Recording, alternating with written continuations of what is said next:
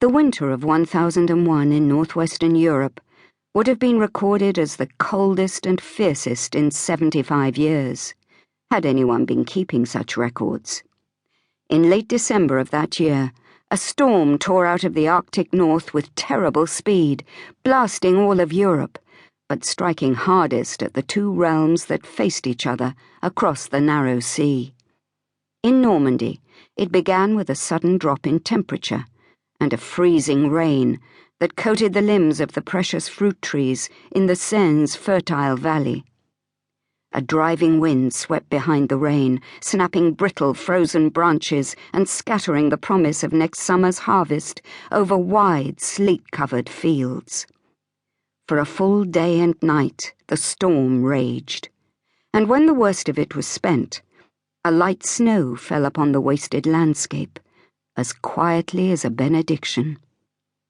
Watching from within their abbey walls, the monks of Jumièges and of Saint-Wandrille contemplated the loss of their apple crop, bowed their heads, and prayed for acceptance of God's will. Peasant farmers, huddling together for warmth in frail wooden cottages, and fearing that the end of the world was come, prayed for deliverance. In the newly built ducal palace at Fécamp, where Duke Richard and his family had gathered to celebrate the season of Christ's Mass, the Duke's 15-year-old sister Emma quietly pulled heavy boots over her thick woolen leggings, and prayed that she would not waken her sleeping sister. To no avail. "What are you doing?" Mathilde's voice, raw and resonating with elder sister disapproval, emerged from a thick nest of bedclothes. Emma continued to tug at a boot. "I am going down to the stables," she said. She threw her sister a sidelong glance, trying to gauge her mood.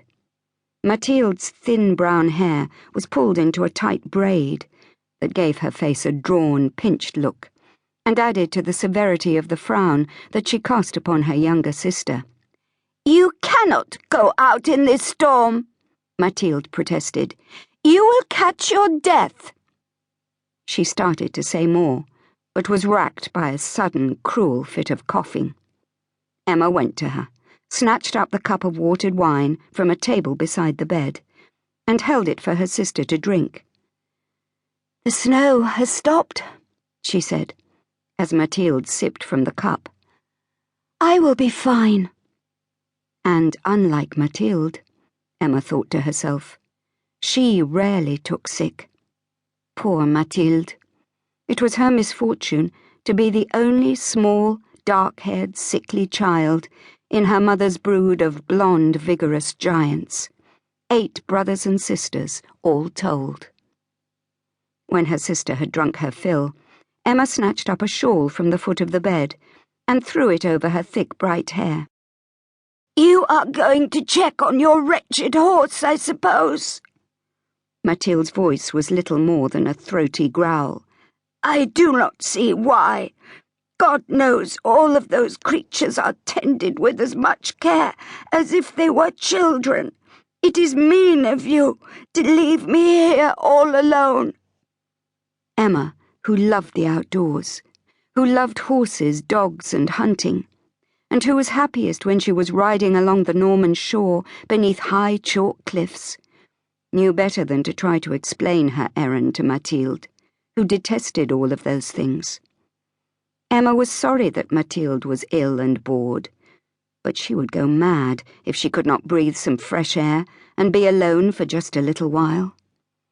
The two of them had been pent up together within doors for 3 full days.